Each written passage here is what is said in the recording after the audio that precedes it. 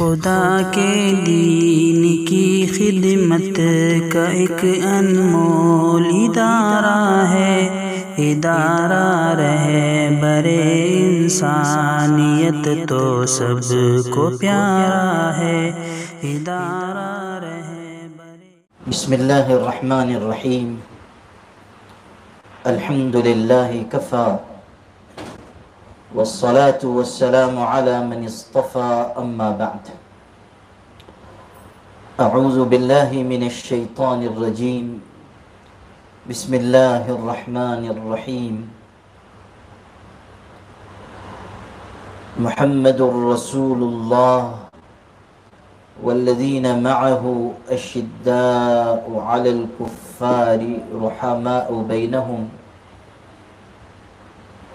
تراہم رکعا سجدا یبتغون فضلا من اللہ ورضوانہ الى آخر الآیہ، صدق اللہ العظیم۔ قال النبی صلی اللہ علیہ وسلم: من سب اصحابی فعلیہ لعنۃ اللہ والملائکۃ والناس اجمعین، لا يقبل اللہ منہ صرفا ولا عدلا۔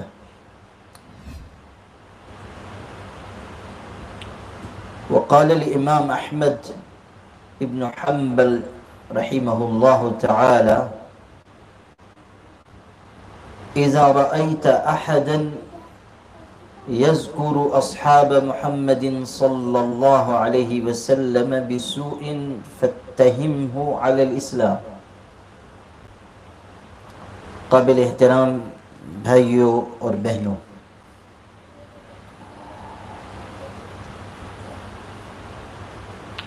سب سے پہلے اس حقیقت کو سمجھنا ضروری ہے کہ صحابہ کرام کون ہیں۔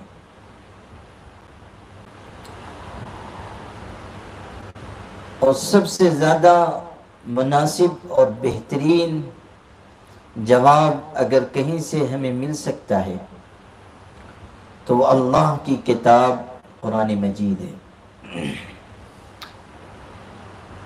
میں نے قرآن پاک سے یہ پوچھا کہ صحابہ کون ہیں، تو قرآن پاک نے یہ بتایا کہ وہ حضرت محمد صلی اللہ علیہ وسلم کے ساتھی ہیں۔ والذین معہ اشداء علی الکفار۔ قرآن جواب دیتا ہے کہ صحابہ وہ ہیں جو اللہ کے رسول صلی اللہ علیہ وسلم کے ساتھی ہیں۔ صحابہ کو صحابہ کہنا یہ خود ان کی تعریف، ان کا اونچا مقام، ان کی عظمت اور ان کا اونچا رتبہ ہے۔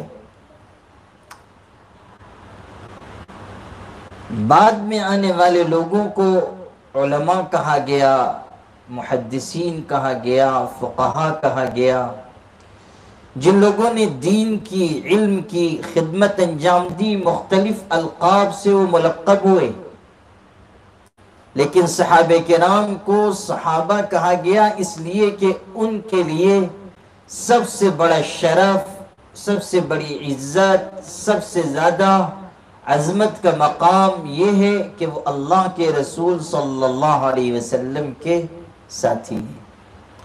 آپ صلی اللہ علیہ وسلم دست مبارک پر انہوں نے ایمان قبول کیا، انہوں نے اللہ کے پاک رسول صلی اللہ علیہ وسلم کا ساتھ دیا، انہوں نے اپنی جان، اپنا مال، اپنا وقت، اپنی صلاحیت اللہ کے پاک رسول صلی اللہ علیہ وسلم پر خرچ کی، اور پھر وہ اس مقام تک پہنچے کہ انبیاء علیہ السلام کے بعد کوئی اس مقام کو پا نہیں سکتا۔ یہ بات طے ہے کہ اللہ کے پاک رسول صلی اللہ علیہ وسلم کے صحابہ انبیاء کرام کے بعد سب سے زیادہ مقدس اور سب سے زیادہ بہترین افراد ہیں. سب سے زیادہ بہترین افراد انبیاء علیہ السلام کے بعد صحابہ کرام ہیں. اسی لیے قرآن پاک نے ان کی تعریف و توصیف بیان کی اور کہا والذین معه اشداء علی الکفار رحماء بینہم. قرآن سے پوچھئے کہ صحابہ کرام کون؟ کہیں قرآن یہ کہہ رہا ہے کہ وہ اللہ کے پاک رسول صلی اللہ علیہ وسلم کے ساتھی ہیں، کہیں وہ کہہ رہا ہے والسابقون الاولون من المہاجرین والانصار، پہلے پہل اسلام کی طرف بڑھنے والے اور ہجرت کرنے والے بھی، نصرت کرنے والے بھی، اللہ کے نام پر اپنا گھر بار، اپنا وطن سب چھوڑ کر اللہ تعالیٰ کے لیے نکل جانے والے اور اللہ تعالیٰ کے نام پر اپنے مہاجر بھائیوں کے لیے اپنا مال نچھاور کرنے والے. حضور صلی اللہ علیہ وسلم جب مدینہ طیبہ تشریف لائے تو آپ نے انصار صحابہ سے کہا، مہاجر صحابہ کے متعلق، ہؤلاء اخوانکم فی الدین، یہ دین کے رشتے سے تمہارے بھائی ہیں. حضور صلی اللہ علیہ وسلم کا یہ ایک جملہ صحابہ کرام کے دلوں میں پیوست ہو گیا اور انہوں نے اپنے مال فرش راہ کر دیے اور اپنی آنکھیں بچھا دی، اور مہاجر صحابہ کے لیے انہوں نے اپنی جائیداد، اپنے مال، اپنے باغات، یہاں تک کہ اپنے دل کے دروازے کھول دیے. ہؤلاء اخوانکم فی الدین. اور جو ہجرت کر کے آئے وہ کتنی بڑی قربانی دے کر آئے کہ مال، اثاثہ، سرمایہ، وطن سب چھوڑ کر نکل گئے. وطن چھوڑنا معمولی چیز نہیں ہے. حضور اکرم صلی اللہ علیہ وسلم سے زیادہ مضبوط دل کا شخص کون ہوگا؟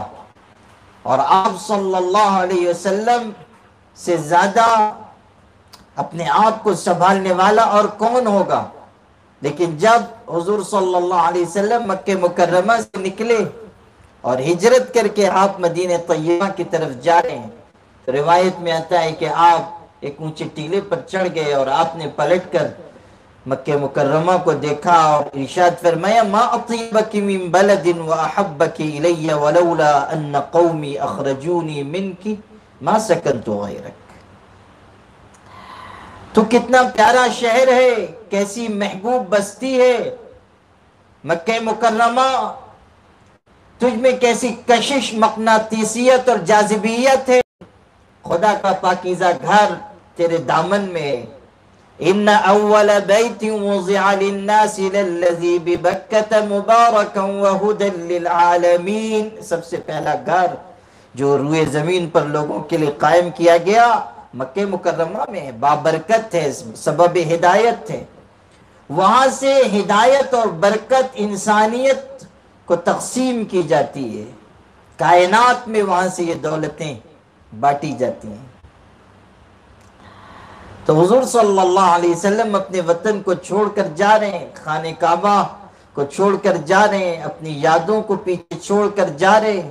53 سال کی زندگی آپ نے گزاری اور آپ جب یہ الفاظ ارشاد فرما رہے ہیں کہ تو کتنا پیارا شہر ہے، کیسی محبوب بستی ہے، اور اگر میری قوم کے لوگ مجھے تجھ سے نہ نکالتے تو میں تجھے چھوڑ کر دنیا میں کہیں آباد نہ ہوتا، آپ یہ کہتے تھے اور آپ کی مبارک آنکھوں سے آنسو گرتے تھے.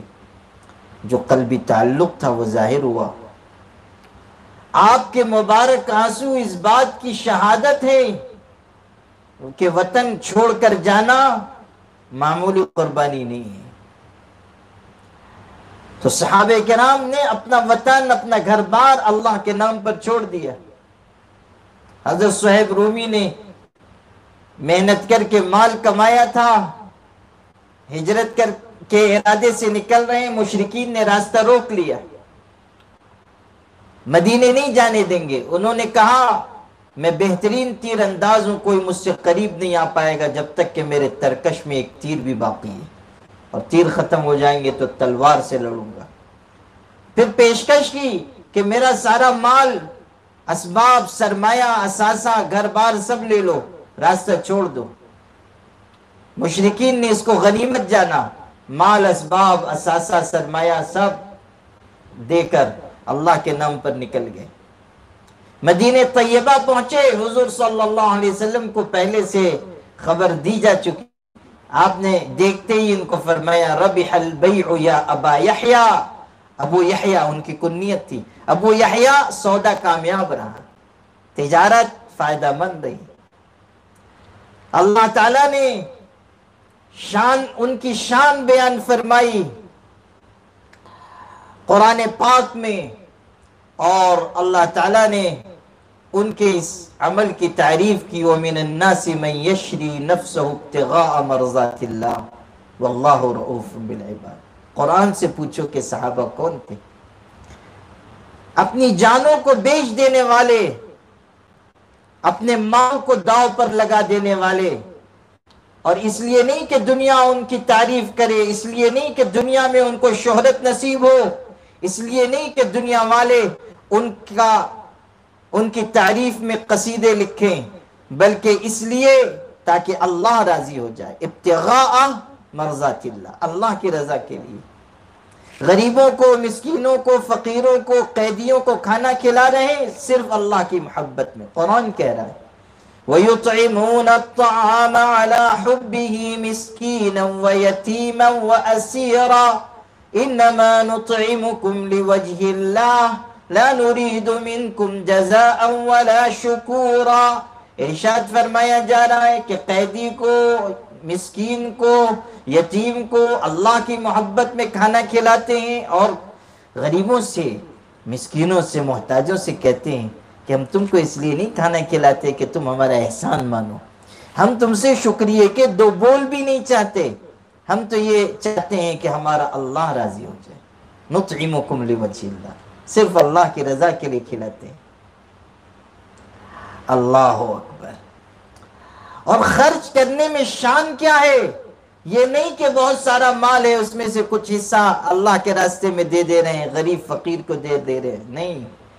ارشاد ہوا یؤثرون علی انفسہم ولو کان بہم خصاصہ، لوگوں کو اپنے اوپر ترجیح دیتے ہیں حالانکہ خود حاجت مند ہیں، یعنی بھوکے رہ کر دوسروں کو کھلاتے ہیں، خود ننگے بدن ہیں دوسروں کو پہنا رہے ہیں، خود پریشان حال ہیں مگر لوگوں کی ضرورت پوری کرنے کے لیے فکر مند ہیں۔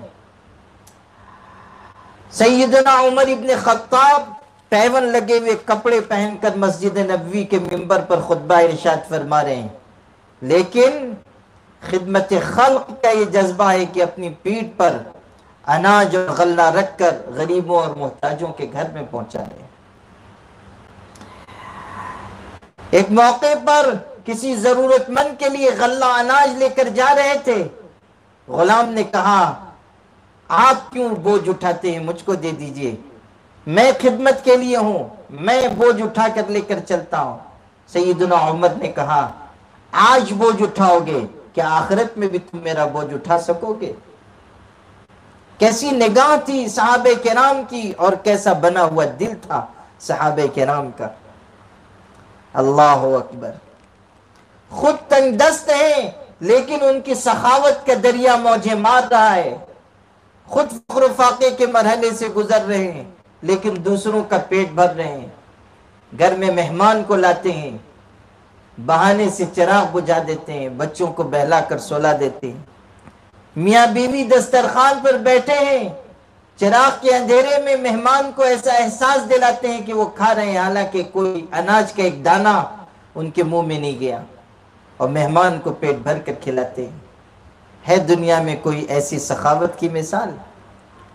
ہے دنیا میں ایسے جانثار لوگ جو اس طور پر سخاوت اور فیاضی کریں کہ اپنے چھوٹے چھوٹے بچوں کو بھوکے پیٹ بہلا کر سلا دیں اور مہمان کو شکم سیر ہو کر کھلائیں اور اس پر راضی اور خوش ہوں؟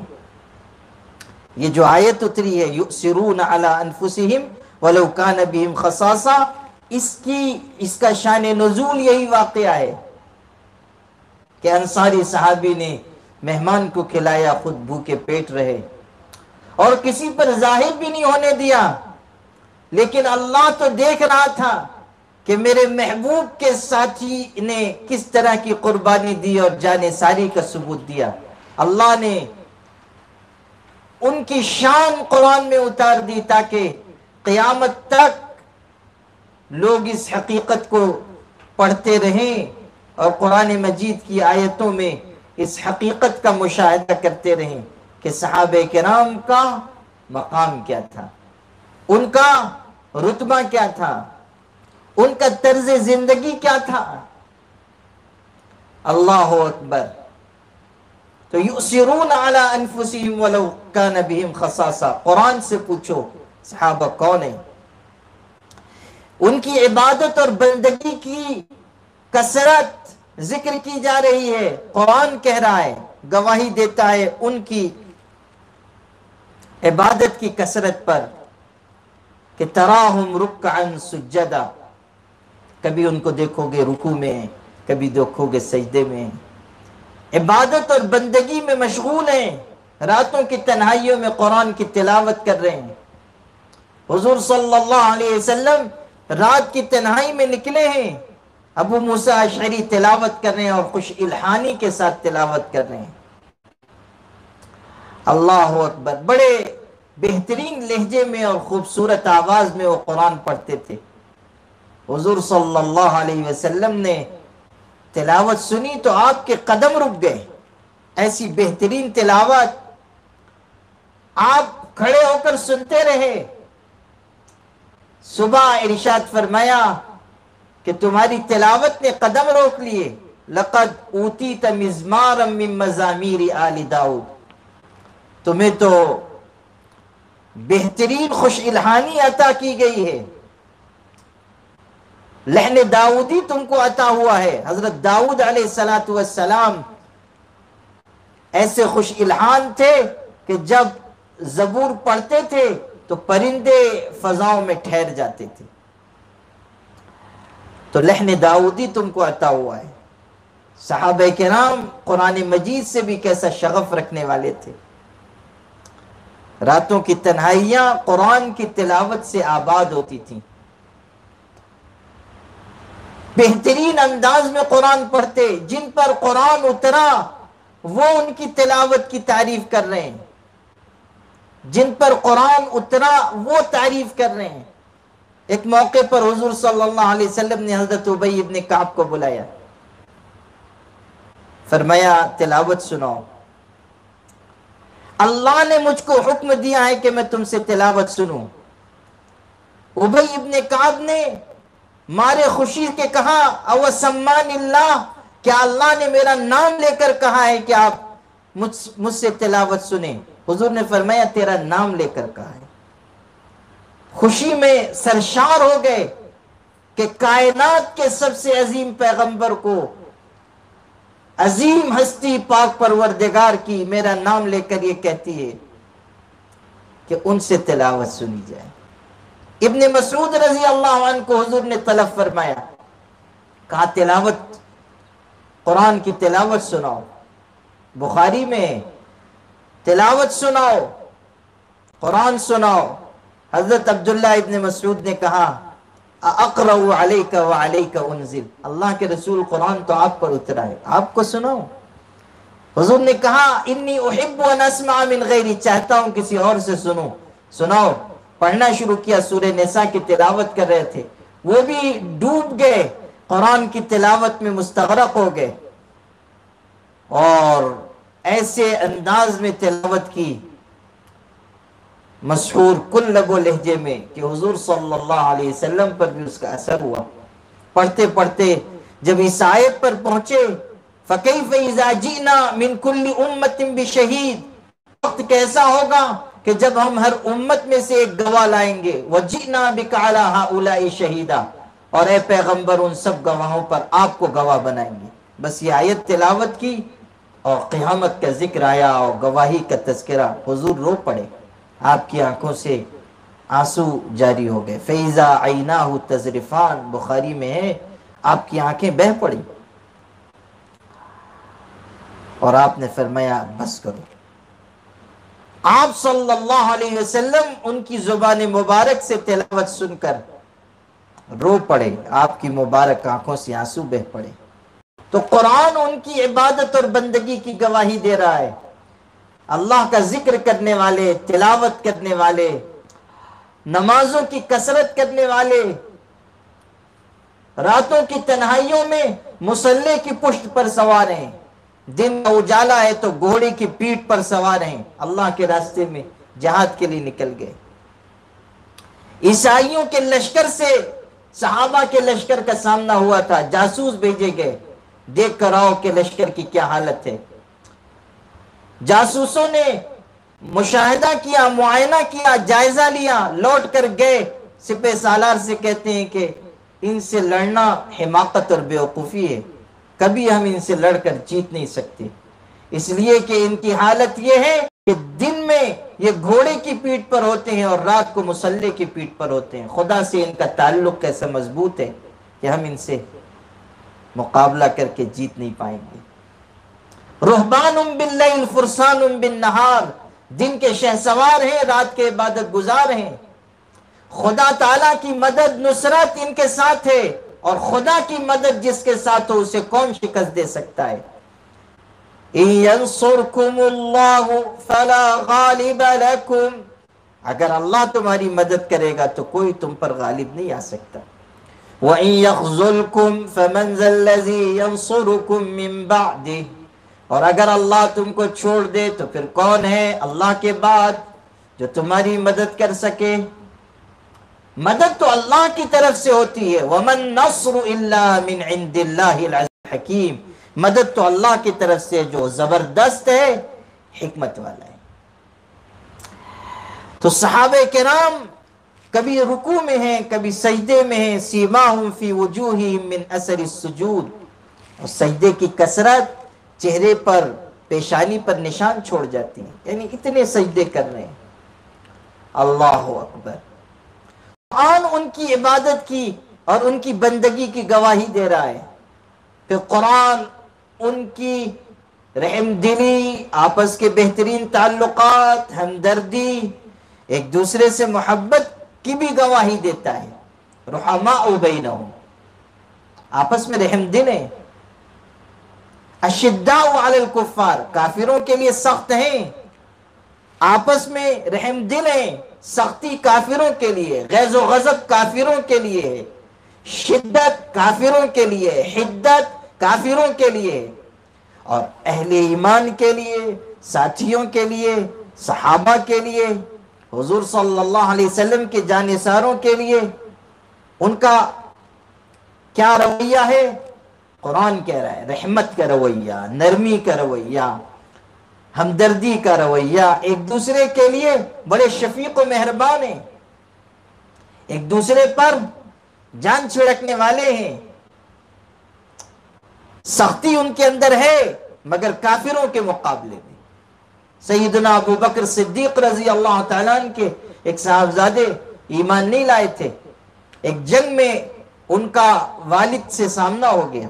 حضرت ابو بکر کو تو خبر نہیں تھی، ان کے نشانے پر ابو بکر رضی اللہ عنہ آگے، چاہتے تو تلوار سے ان کی گردن کاٹ دیتی، لیکن باپ ہونے کا لحاظ کیا اور تلوار انہوں نے نیام میں ڈال لی۔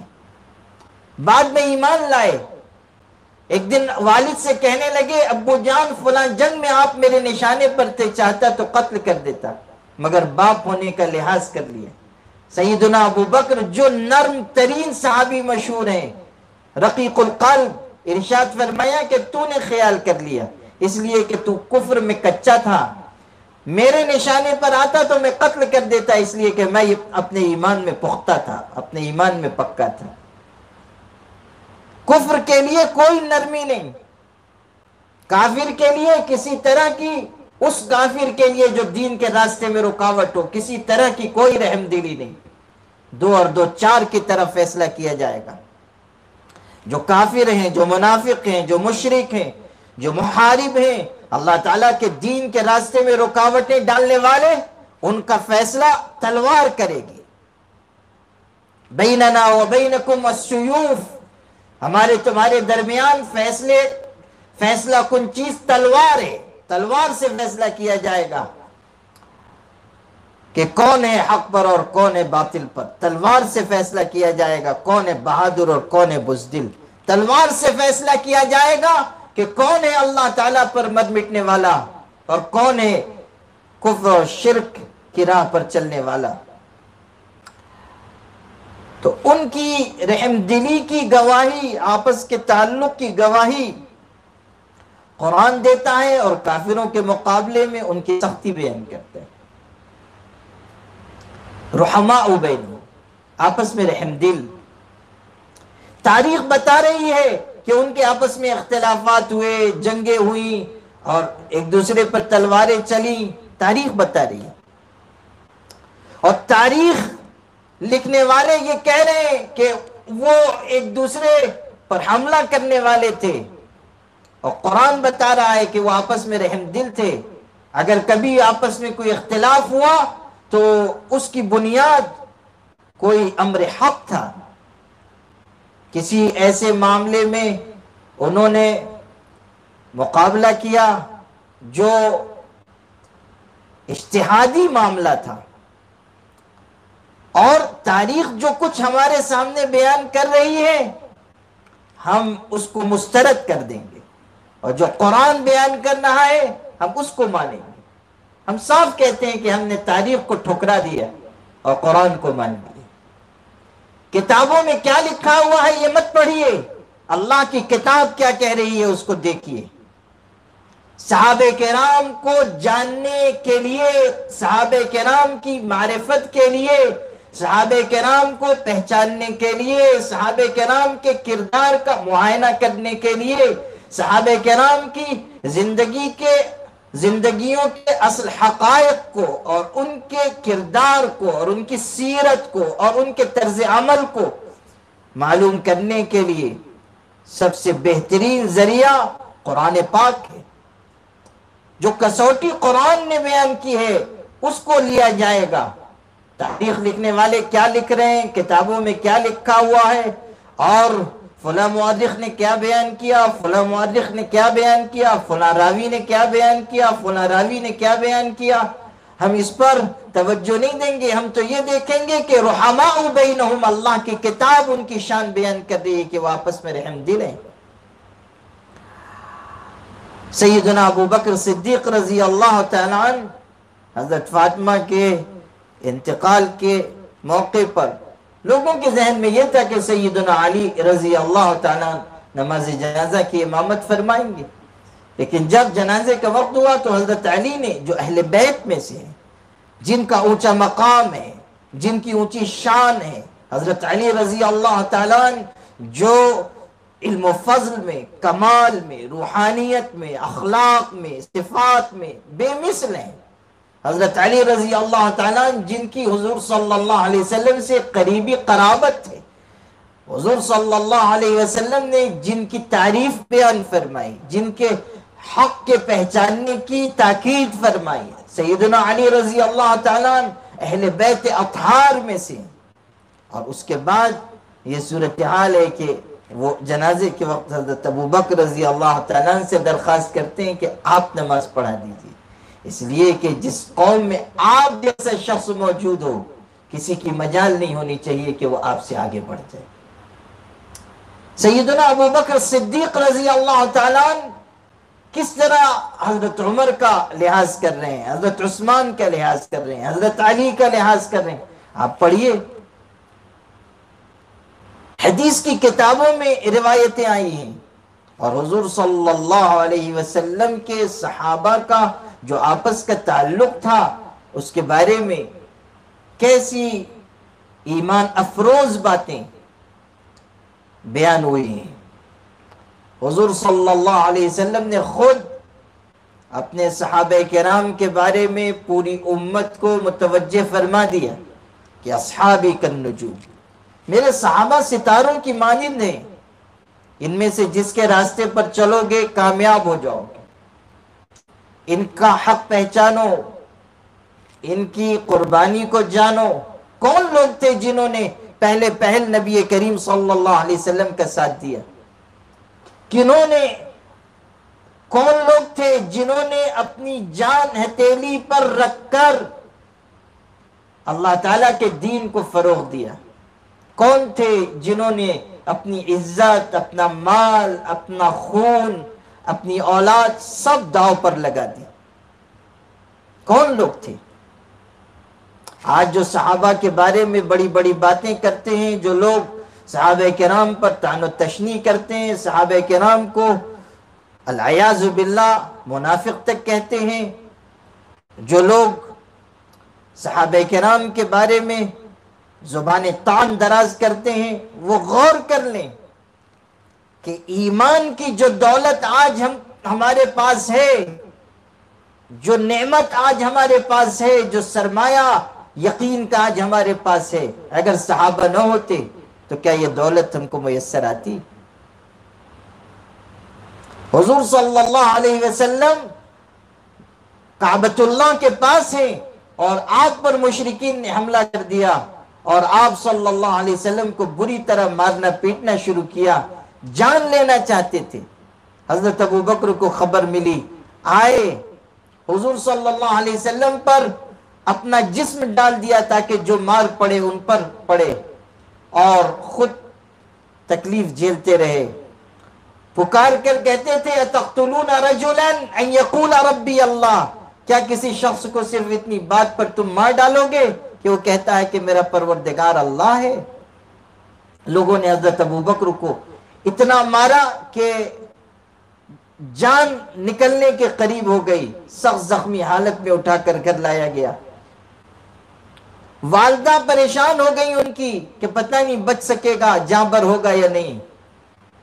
جب ان کو ہوش آیا تو سب سے پہلی بات جو ان کی زبان سے نکلی وہ یہ کہ حضور کی حالت کیا ہے، آپ خیریت سے ہیں نہیں؟ ماں ناراض ہو گئی، کہا جس کی وجہ سے تم اس حالت کو پہنچے ہو پھر اسی کو پوچھتے ہو، یہ کھانا کھا لو، یہ پانی پی لو، یہ دوا استعمال کرو۔ انہوں نے کہا قسم بخدا جب تک حضور کی خیریت معلوم نہیں ہوگی اناج کا ایک دانہ استعمال نہیں کروں گا، پانی کا ایک گھونٹ نہیں پیوں گا۔ یہاں تک کہ حضور صلی اللہ علیہ وسلم کے پاس اسی زخمی حالت میں ان کو اٹھا کر لے جایا گیا۔ جب حضور کو انہوں نے صحیح سالم دیکھا تب ان کو سکون ہوا، اور خود حضور صلی اللہ علیہ وسلم ان کی یہ حالت دیکھ کر سخت غمگین ہوئے، رنجیدہ ہوئے۔ اللہ اکبر۔ مصعب ابن عمیر رضی اللہ تعالیٰ مکے کے خوش لباس جوانوں میں سے تھے، سب سے بہترین لباس پہنتے، سب سے اچھی خوشبو استعمال کرتے تھے، جہاں سے گزرتے تھے راہ معطر ہو جاتی تھی۔ اسلام قبول کیا، گھر والوں نے گھر سے نکال دیا، تن ڈھانکنے کا لباس تک میسر نہیں تھا۔ ایک دن مجلس لگی ہوئی تھی، آئے حضرت مصعب ابن عمیر رضی اللہ تعالیٰ، اور کپڑا پورا جسم پر نہیں تھا، اس لیے مجلس میں کنارے پیچھے بیٹھ گئے کہ دوسروں کے وجہ سے آڑ رہے۔ تھوڑی دیر کے بعد اٹھے اور چلے گئے۔ جب گئے تو حضور صلی اللہ علیہ وسلم نے ارشاد فرمایا کہ مصعب کو دیکھو، کہاں تو یہ حالت تھی کہ سب سے بہترین لباس پہنتا تھا، آج تن ڈھانکنے کا کپڑا بھی میسر نہیں۔ پھر یہی آئے تھے، سب سے پہلے حضور صلی اللہ علیہ وسلم کے حکم سے مدینہ منورہ لوگوں کو دین سکھایا، احد میں شہید ہوئے۔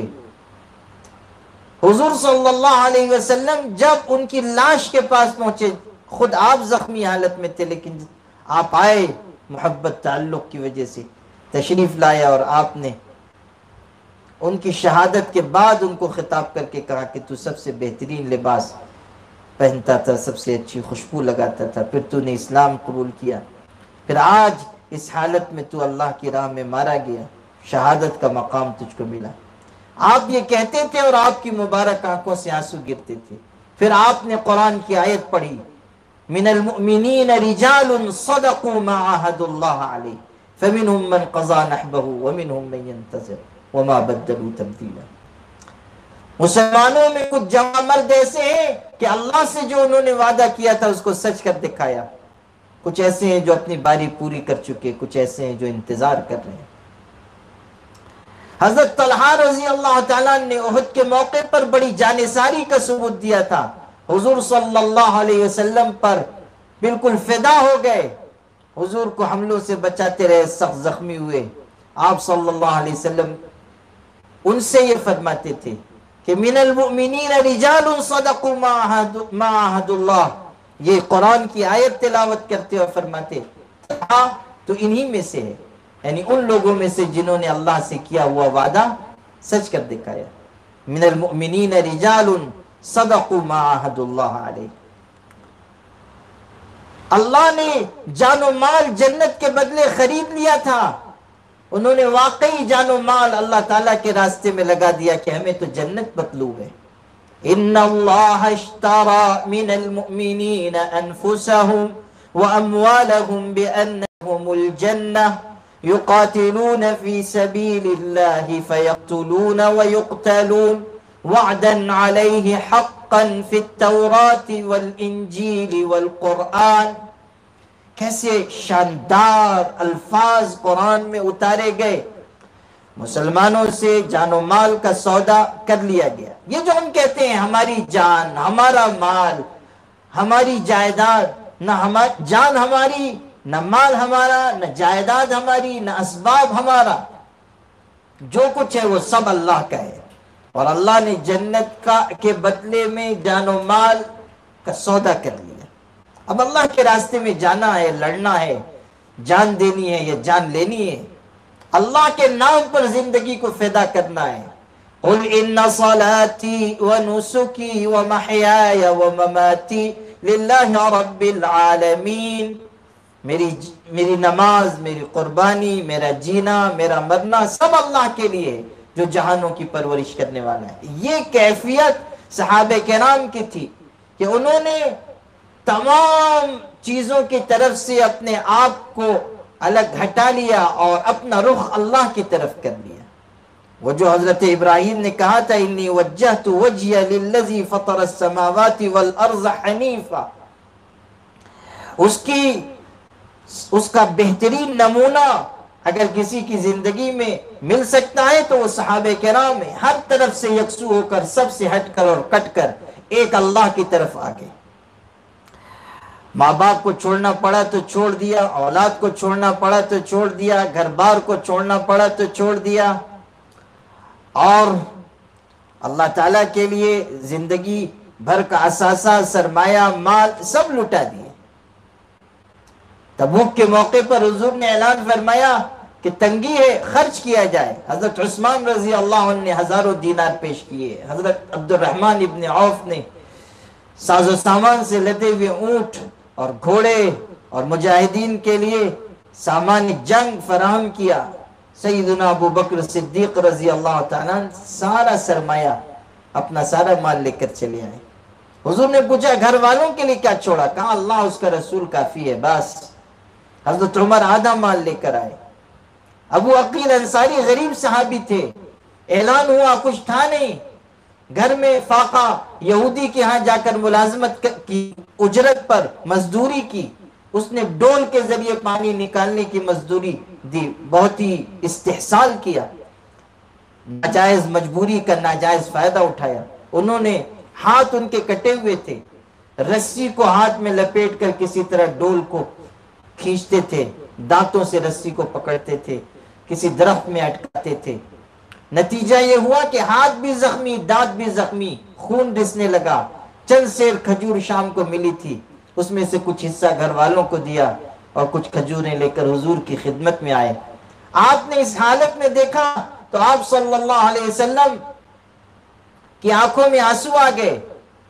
انہوں نے کہا اللہ کے رسول آپ نے اعلان کیا تھا، آپ کے اعلان پر یہ تھوڑی سی چیز لے کر حاضر ہوا، کچھ زیادہ تو نہیں ہے لیکن مجھے اس بات کا اطمینان ہے کہ کچھ پیش کر رہا ہوں۔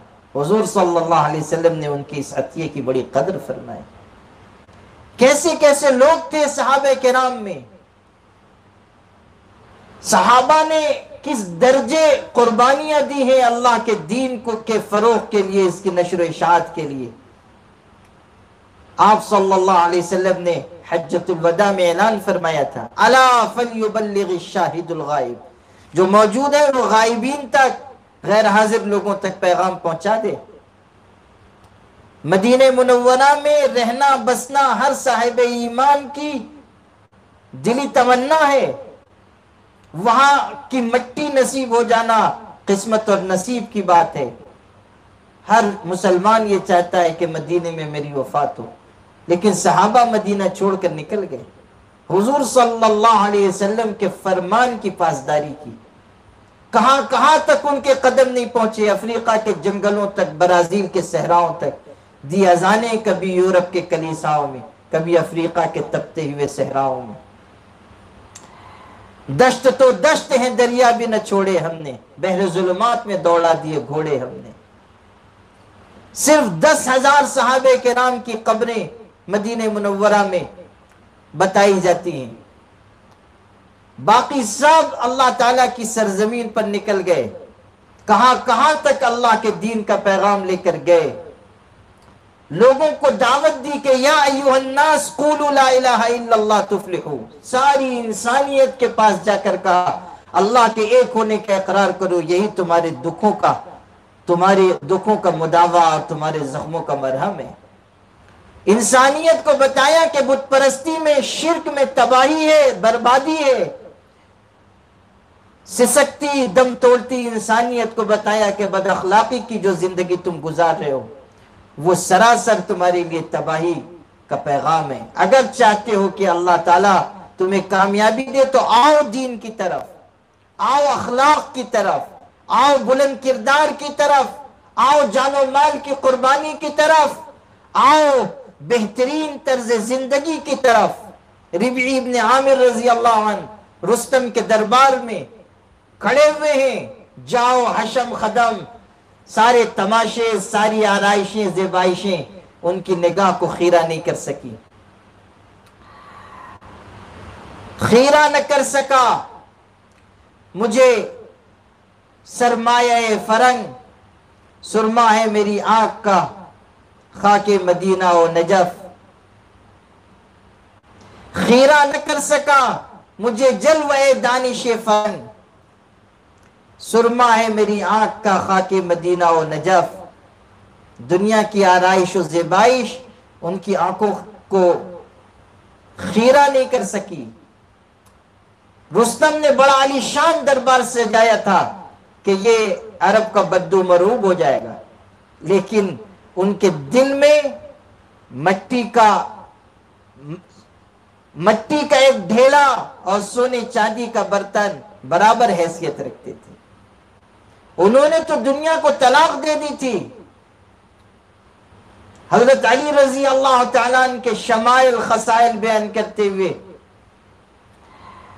ایک صاحب نے یہ الفاظ حضرت امیر معاویہ کے سامنے استعمال کیے تھے کہ میں نے حضرت علی کو رات کے آخری پہر دیکھا کہ وہ اس طرح اللہ کے آگے تڑپ رہے ہیں، مضطرب بے چین ہیں، پہلو بدلتے ہیں، جیسے کسی کو سانپ یا بچھو ڈس لے تو وہ بے چین و بے قرار ہوتا ہے۔ اور اس وقت رات کے آخری پہر خدا کی بارگاہ میں کھڑے ہوئے ہیں، آنکھوں سے آنسو روا ہیں، اور کہتے ہیں کہ ایتھا الدنیا غری غیری، دنیا جا تو کسی اور کو دھوکہ دینا، میں نے تجھ کو طلاق دے دی ہے، میں نے تجھ کو اپنے سے علیحدہ کر لیا ہے، تیرا میرا کیا تعلق ہے؟ غری غیری، جا میرے علاوہ کسی اور کو تو دھوکے میں ڈالنا۔ دنیا کے ساز و سامان، دنیا کی آرائش و زیبائش سے انہوں نے اپنے آپ کو الگ کر لیا۔ حضرت ابو بکر صدیق رضی اللہ تعالیٰ نے ایک موقع پر پانی مانگا، ان کو شہد ملا ہوا پانی دیا گیا، انہوں نے اس کو پیا اور آنکھوں میں آنسو آ گئے۔ لوگوں نے کہا حضرت کیا بات ہے، آنکھوں میں آپ کے آنسو آ گئے؟ ارشاد فرمایا کہ یہ شہد ملا ہوا پانی پی کر مجھ کو یہ خیال ہوا کہ کہیں دنیا کے فریب میں میں نہ پھنس جاؤں، صرف شہد ملا ہوا پانی استعمال کر رہے ہیں۔ حضرت عمر ابن خطاب رضی اللہ تعالیٰ عنہ کو طبیب نے کہا، بیمار تھے، طبیب نے کہا کہ شہد اس کا علاج ہے، گھر میں شہد نہیں تھا، اتنی استطاعت نہیں تھی، امیر المومنین تھے کہ شہد خرید سکیں۔ بیت المال میں شہد بہت سارا موجود تھا. صحابہ کو جمع کیا اور کہا کہ طبیب نے، حکیم نے مجھ سے شہد کھانے کے لیے کہا علاج کے طور پر، میرے پاس موجود نہیں ہے، بیت المال میں ہے، میں چاہتا ہوں کہ اس سے بیت المال سے شہد میں لے لوں، اگر تمہاری اجازت ہو تو میں اس کو لے لوں. صحابہ کرام نے اجازت دی، تب شہد استعمال فرمایا. حضرت ابو بکر صدیق رضی اللہ تعالیٰ عنہ جب خلیفہ تھے، اہلیہ نے کہا کچھ میٹھا کھانے کی چاہت ہے. حضرت ابو بکر صدیق قدر کفاف تنخواہ لیا کرتے تھے بیت المال سے، پہلے تجارت کرتے تھے، پھر جب خلیفہ ہوئے تو ان کا وظیفہ مقرر ہوا. ارشاد فرمایا میری تنخواہ میں گنجائش نہیں ہے. بیوی نے روز کے خرچ میں سے کچھ پیسہ بچانا شروع کیا. کئی دن کے بعد اتنا پیسہ جمع ہو گیا کہ جس سے کوئی میٹھی چیز خریدی جا سکے. چنانچہ وہ رقم انہوں نے حضرت ابو بکر صدیق رضی اللہ تعالیٰ عنہ کو کسی غلام کو دی اور میٹھا منگوایا. حضرت ابو بکر کو نہیں، غلام کو دی، خادم کو. وہ میٹھا خرید کر لایا. دسترخوان پر حضرت نے دیکھا، کہا یہ کہاں سے آیا؟ انہوں نے کہا پیسے کچھ بچا کے میں نے یہ جمع کیا ہے، استعمال نہیں کیا. اٹھا کر بیت المال بھیج دیا، اور جتنا پیسہ انہوں نے روزانہ کا بچایا تھا بیت المال کے خزانچی کو لکھ کر بھیجا کہ اتنی رقم میری تنخواہ میں سے کم کر لی جائے، اس لیے کہ اس سے کم میں بھی میرا گزارا ہو سکتا ہے. اتنی تنخواہ میں سے اتنی قیمت، اتنی رقم کم کرا دی، اتنا مال کم کروا دیا. دنیا سے کس طرح اپنے آپ کو انہوں نے الگ کر لیا تھا. حضرت ابو عبیدہ ابن الجراح رضی اللہ تعالیٰ عنہ امین الامت کہلاتے تھے. زبردست زہد و تقوی ان کو حاصل تھا. حضرت عمر جب تشریف لے گئے تھے بیت المقدس کے فتح کے موقع پر، وہ گورنر تھے اس زمانے میں ابو عبیدہ رضی اللہ تعالیٰ عنہ. حضرت عمر کے اصرار پر ایک دن انہوں نے دعوت کی، اپنے گھر بلایا. گورنر کے گھر گئے ہیں، جا کر دیکھا کوئی برتن موجود نہیں ہے ایک پیالے کے سوا. کھانے کے لیے سوکھی روٹی کے ٹکڑے ہیں جس کو پانی میں بھگو دیا. بستر کی جگہ گھوڑے کی پشت پر ڈالنے والا کپڑا موجود ہے کہ وہی گھوڑے کی پشت پر ڈالا جاتا ہے اور وہی بستر کے طور پر استعمال ہوتا ہے. آپ تصور کیجئے کہ کیسی سادگی. حضرت عمر نے یہ حال دیکھا، رو پڑے، آنکھوں سے آنسو بہتے تھے. روٹی کھاتے جاتے تھے اور روتے جاتے تھے. یہاں تک کہ جب واپس ہونے لگے تو ان سے کہا کہ ہم میں سے ہر شخص کے اندر کچھ نہ کچھ تبدیلی آئی. حضور کے بعد ہم میں سے ہر شخص میں کچھ نہ کچھ تبدیلی آئی، مگر تم اسی حالت پر ہو جس پر حضور صلی اللہ علیہ وسلم ہم کو چھوڑ کر گئے تھے. اللہ اکبر.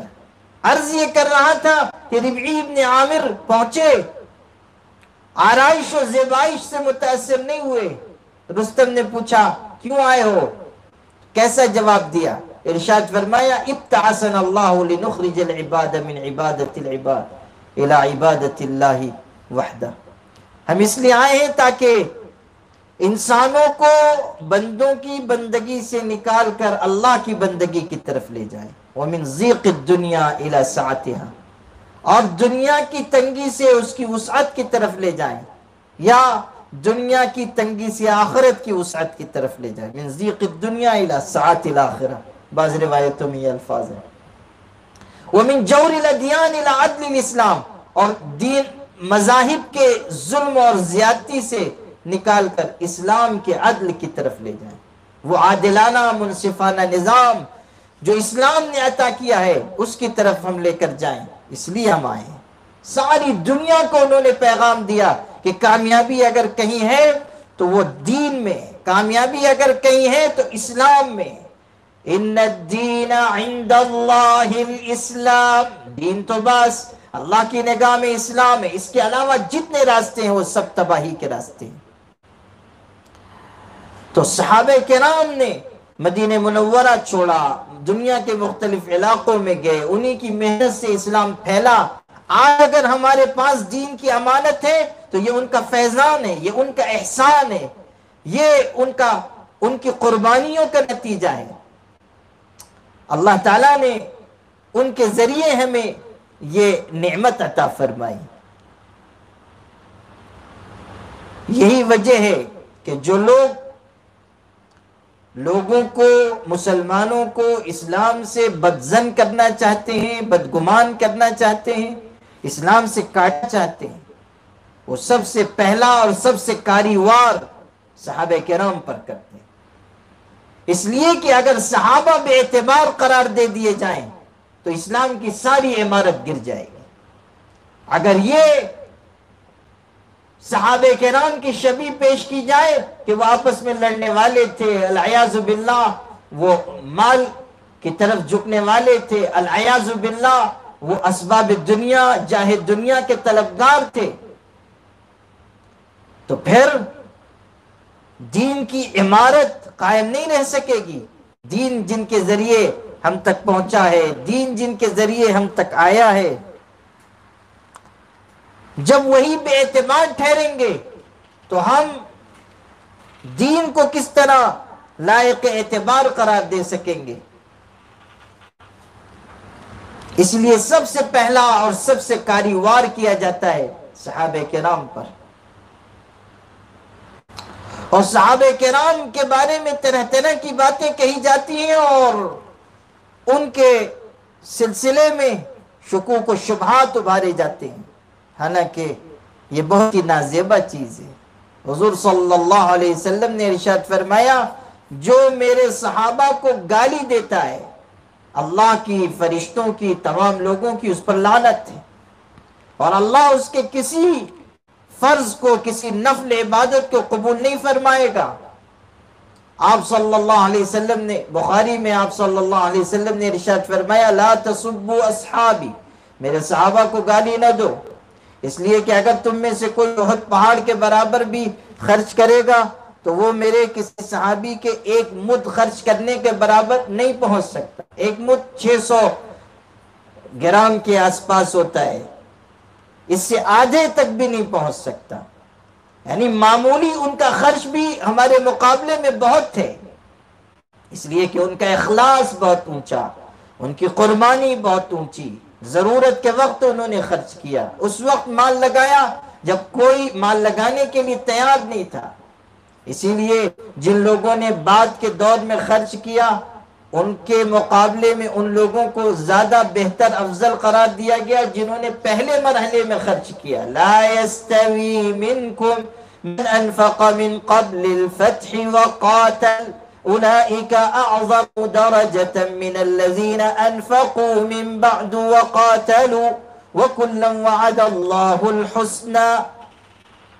جنہوں نے فتح مکہ سے پہلے خرچ کیا وہ ان کے مقام کو وہ لوگ نہیں پہنچ سکتے جنہوں نے مکہ کی فتح کے بعد خرچ کیا۔ اس وقت تو یہ صورتحال ہوئی کہ اذا جاء نصر اللہ والفتح، نصرت کا دروازہ کھل گیا، فتح کا دروازہ کھل گیا، جوک در جوک لوگ اسلام میں داخل ہو رہے ہیں اور اسلام کو فتوحات حاصل ہو رہی ہیں، قوت اور نصرت، سب دروازے اسلام کے لیے کھول دیے گئے۔ اس وقت جن لوگوں نے خرچ کیا وہ ان کے مقام کو نہیں پہنچ سکتے جنہوں نے پہلے خرچ کیا۔ البتہ اجر سب کو ملے گا، تمام صحابہ کے لیے جنت کا وعدہ ہے اور تمام صحابہ کے لیے رضامندی کا پروانہ ہے۔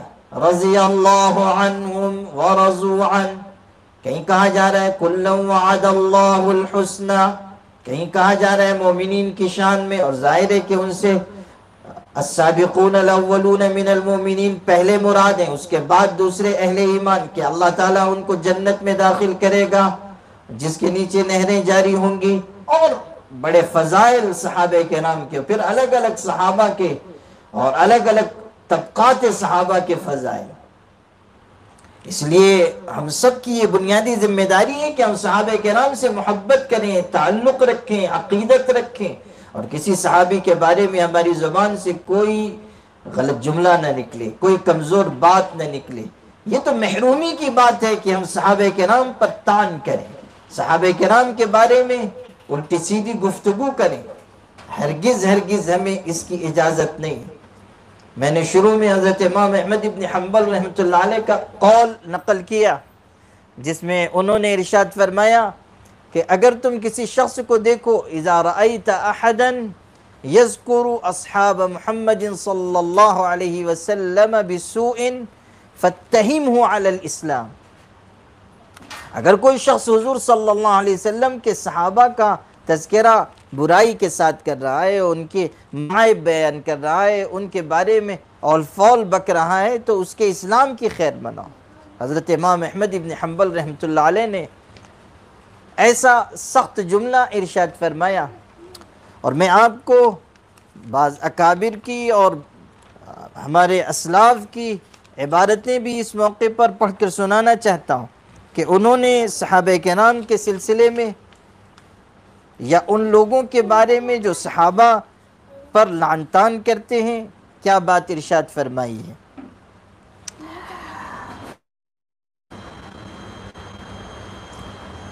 حضرت عبداللہ ابن عباس رضی اللہ تعالیٰ عنہ بیان فرماتے ہیں، یہ لالکائی رحمۃ اللہ علیہ نے، ہبت اللہ لالکائی رحمۃ اللہ علیہ نے اپنی کتاب شرح اصول اعتقاد اہل السنہ میں نقل فرمایا ہے۔ حضرت عبداللہ ابن عباس کا قول ہے، لا تسبوا اصحاب محمد، حضور صلی اللہ علیہ وسلم کے صحابہ کو برا بھلا نہ کہو، فإن اللہ عز وجل امرنا بالاستغفار لهم وهو يعلم انهم سيقتتلون، اس لیے کہ اللہ تعالیٰ نے ہمیں ان کے لیے دعائے مغفرت کا حکم دیا ہے، حالانکہ وہ جانتا تھا کہ ان کا آپس میں جھگڑا ہوگا، ان کے آپس میں اختلافات ہوں گے، اللہ کے علم میں تھا، اس کے باوجود اللہ نے ہمیں یہ حکم دیا ہے۔ اس کا مطلب یہ ہے کہ ہم میں سے کسی شخص کے لیے ان پر طعن کرنا، ان کے بارے میں کوئی غلط جملہ کہنا کسی بھی طرح درست نہیں۔ امام ابو زرعہ رازی رحمۃ اللہ علیہ جو مشہور محدث ہیں، ارشاد فرماتے ہیں، اذا رأیت الرجل ينتقص احدا من اصحاب رسول اللہ صلی اللہ علیہ وسلم فاعلم انه زندیق، ارشاد فرماتے ہیں کہ جب تم کسی کو دیکھو کہ وہ حضور کے کسی صحابی کی برائی بیان کرنا ہے تو جان لو کہ وہ زندیق ہے۔ وذلك ان الرسول صلی اللہ علیہ وسلم عندنا حق والقرآن حق، اور یہ اس لیے کہ حضور صلی اللہ علیہ وسلم ہمارے نزدیک حق ہے، قرآن حق ہے۔ وَإِنَّمَا أَدَّى إِلَيْنَا هَذَا الْقُرْآنَ وَالسُّنَنَ أَصْحَابُ رَسُولِ اللَّهِ صلی اللہ علیہ وسلم، اور قرآن اور سنت ہم تک اگر پہنچے ہیں تو یہ حضور صلی اللہ علیہ وسلم کے صحابہ کے ذریعے پہنچے۔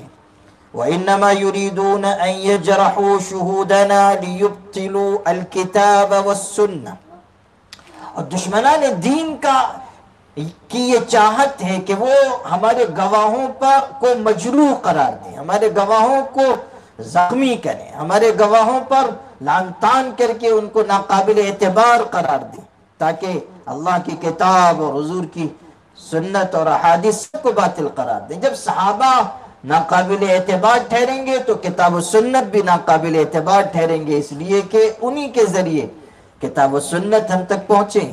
والجرح بهم اولا، حالانکہ ان کو مجروح کرنا زیادہ بہتر ہے، یعنی ان لوگوں کو جو حضور صلی اللہ علیہ وسلم کے صحابہ پر طعن و تشنیع کرتے ہیں۔ وہم زنادقہ، اور فرمایا کہ یہ زندیق لوگ ہیں۔ یہ الکفایہ فی معرفت اصول علم الروایہ میں نقل کیا گیا امام ابو زرعہ رضی اللہ تعالیٰ عنہ کا قول۔ چار اماموں میں سے ایک امام دار الحجرت حضرت امام مالک رحمۃ اللہ علیہ ارشاد فرما رہے ہیں، من سب اصحاب رسول اللہ صلی اللہ علیہ وسلم فلیس له فی الفیء حق، جس نے صحابہ کو برا بھلا کہا مال فیء میں اس کا کوئی حصہ نہیں۔ आजुर्री रहमतुल्लाह अलैह इरशाद फरमाते हैं, लक़द ख़ाब व ख़सिर मन सब्ब अस्हाब रसूलिल्लाह सल्लल्लाहु अलैहि वसल्लम लअन्नहु ख़ालफ़ अल्लाह व रसूलहु व लहिक़तहु लअनतु मिन अल्लाह अज़्ज़ व जल व मिन रसूलिही व मिन अल मलाइकति व मिन जमीइल मुअमिनीन। जिसने सहाबे किराम पर लानतान किया, उनको बुरा भला कहा, वो सख्त खसारे में है, इसलिए कि उसने अल्लाह की, उसके पैगंबर की मुखालफत की और लानत उसके ऊपर आ गई। अल्लाह की लानत, पैगंबर की लानत, फरिश्तों की लानत, तमाम मुसलमानों की लानत। वला यक़बलुल्लाहु मिन्हु सर्फन वला अदला, अल्लाह ताला ना उसकी फ़र्ज इबादत कबूल करेगा, ना नफली इबादत कबूल करेगा। ला फरीज़तन वला ततव्वुआ, कोई इबादत उसकी मकबूल नहीं है। वह ज़लीलुन फ़िद दुनिया, वो दुनिया में रुस्वा है। वज़ीउल क़द्री कस्सरल्लाहु बिहिमुल क़ुबूर व अख़ला मिनहुमुद दूर। शरिया में ये इबारत आजुर्री रहमतुल्लाह अलैह की नकल की गई है। ये शख्स जलील है, बेक़द्र है, इसकी कोई हैसियत नहीं। और आखिरी जुमले बड़े सख्त कहे कि अल्लाह ताला इनकी कब्रों में इजाफा करे, यानी इन पर मौत तारी करे, और घरों को इनसे खाली कर दे, यानी दुनिया को इनके वजूद से पाक कर दे। हज़रत उमर इब्न अब्दुल अजीज रहमतुल्लाह अलैह, जिनको खलीफा राशिद कहा गया, उमर सानी कहा गया, वो तो इतनी खूबसूरत बात इरशाद फरमाते थे जो आब ज़र से लिखे जाने के लायक है। इरशाद फरमाते थे, तिल्क दिमाउन कफ़्फ़ल्लाहु अन्हा यदी ला उरीदु अन उलत्तख़ बिहा लिसानी। सहाबे किराम के खून से अल्लाह ताला ने हमारे हाथों को पाक रखा, यानी हमें उस इख्तिलाफ में अल्लाह ताला ने नहीं डाला। तो अब बेहतर यही है कि हम अपनी ज़ुबान को भी उनकी इज्जत और हुर्मत के सिलसिले में आलूदा न करें। अल्लाह ताला ने हमारे हाथ उनके खून से महफूज रखे, ज़बान भी हम महफूज रखें। कोई जुमला उनके बारे में ऐसा न कहें कि जिससे उनकी तनकीस होती है। जो सहाबे किराम की तनकीस करेगा वो ऐसा है गोया कि वो हुजूर सल्लल्लाहु अलैहि वसल्लम पर एतराज़ कर रहा है, इसलिए कि सहाबा तो हुजूर के तरबियत याफ्ता हैं। अगर उन पर कोई उंगली उठा रहा है तो गोया कि वो हुजूर की तरबियत पर उंगली उठा रहा है कि आपकी तरबियत अल-अयाज़ु बिल्लाह 100 मरतबा अल-अयाज़ु बिल्लाह गलत है या कमज़ोर है। हुजूर सल्लल्लाहु अलैहि वसल्लम से बढ़कर मुरब्बी कौन होगा? आप सल्लल्लाहु अलैहि वसल्लम से बढ़कर अखलाक का तज़किया करने वाला कौन होगा? आपसे बढ़कर शराफत, मुरव्वत, इंसानियत सिखाने वाला और कौन होगा? आप सल्लल्लाहु अलैहि वसल्लम से बढ़कर तालीम और तरबियत के उसूल जानने वाला, उनको बरतने वाला कौन होगा? तो ये अइम्मा दीन के अक़वाल हैं उन लोगों के बारे में जो सहाबे किराम पर उंगली उठाते हैं या सहाबे किराम के सिलसिले में लानतान करते हैं, और सहाबे किराम के बारे में जिनके दिल साफ नहीं है। इसलिए हमें हमेशा हुजूर सल्लल्लाहु अलैहि वसल्लम के सहाबा के बारे में अपने आप को उस रविश पर चलाना चाहिए जो हमारे अकाबिर की, हमारे असलाफ की, हमारे बुजुर्गों की। एक दो और अक़वाल में नकल करके फिर अपनी गुफ्तगू ख़त्म करूँगा। इमाम नववी रहमतुल्लाह अलैह मुस्लिम शरीफ के शारे हैं, वो इरशाद फरमा रहे हैं, वअलम अन्न सब्ब अस्सहाबति रज़ियल्लाहु अन्हुम हरामुन मिन फ़वाहिशिल मुहर्रमात। जान लो कि सहाबे के नाम को बुरा भला कहना बहुत ही बुरी और गंदी बात है, हराम है, बहुत ही सख्त तरीन बात है। खा वो सहाबा ही क्यों ना हो जिनके बारे में ये बातें आती हैं कि उनकी आपस में लड़ाई हुई, उनके बारे में भी कोई बात अपनी ज़बान से हम नहीं कह सकते। लिअन्नहुम मुज्तहिदून फी तिल्कल हुरूब, इसलिए कि लड़ाई के बारे में उनका अपना इज्तिहाद था। उन्होंने कोई एक राह को सही समझा और उस पर चले, उनका इज्तिहाद था। अगर वो अपनी उस राय में गलत भी थे तो हमारी ये मजाल नहीं होनी चाहिए कि हम उनके ऊपर ज़बान खोलें, हमारा ये मनसब नहीं है। एक बुजुर्ग ने कितनी खूबसूरत बात कही कि अगर कोई किताब है उस पर کوئی انسان دوسری کتاب رکھتا ہے، قرآن مجید ہے رکھا ہوا ہے، اس پر دوسرا قرآن مجید رکھا جا رہا ہے، تو قرآن پاک پر دوسرا قرآن رکھا جا سکتا ہے، لیکن قرآن پر کوئی دوسری کتاب نہیں رکھی جا سکتی۔ یعنی صحابہ آپس میں ایک دوسرے کو اگر کچھ کہہ رہے ہیں یا ان کا آپس میں اختلاف ہو گیا کسی اجتہادی چیز کو لے کر، تو ہمارے لیے گنجائش نہیں ہے کہ ہم ان پر طعن و تشنیع کریں یا ان کا محاکمہ کریں کہ یہ صحیح تھے یہ غلط تھے۔ اجتہادی چیزوں کے بارے میں تو یہ کہا گیا کہ اگر اجتہادی طریقے پر کوئی غلطی بھی کر بیٹھے تو اس کو بھی اجر ملتا ہے، جو مصیب ہے اس کو دوہرا اجر ملے گا، جو مخطی ہے اس کو ایک اجر ملے گا۔ تو حضرت امام نووی رحمۃ اللہ علیہ ارشاد فرما رہے ہیں لِأَنَّهُمْ مُجْتَهِدُونَ فِي تِلْكَ الْحُرُوبِ، یہ کتاب فضائل الصحابہ میں نقل کیا گیا ہے۔ اسی طرح اور بہت سارے ائمہ دین کے اقوال ہیں جن کے بیان کرنے سے تفصیل ہوگی، حالانکہ میں نے ان کو جمع کیا ہے۔ خلاصہ کلام کے طور پر تمام بھائیوں بہنوں سے یہ بات عرض کرتا ہوں کہ صحابہ کرام ہمارے سروں کے تاج ہیں، اور ان کی عزت و حرمت، ان کا ادب و احترام ہم سب کے لیے سبب سعادت ہے۔ ایک ایک صحابی کے بارے میں ہمارے دل میں حسن ظن ہو اور ہم صحابہ کرام سے ٹوٹ کر محبت کریں اور اسے اپنے لیے سبب نجات خیال کریں۔ اللہ تعالی ہم سب کو اسی پر زندہ رکھے اور اسی پر وفات عطا فرمائے۔ وآخر دعوانا الحمدللہ رب العالمین۔ ادارہ رہبر انسانیت تو سب کو پیارا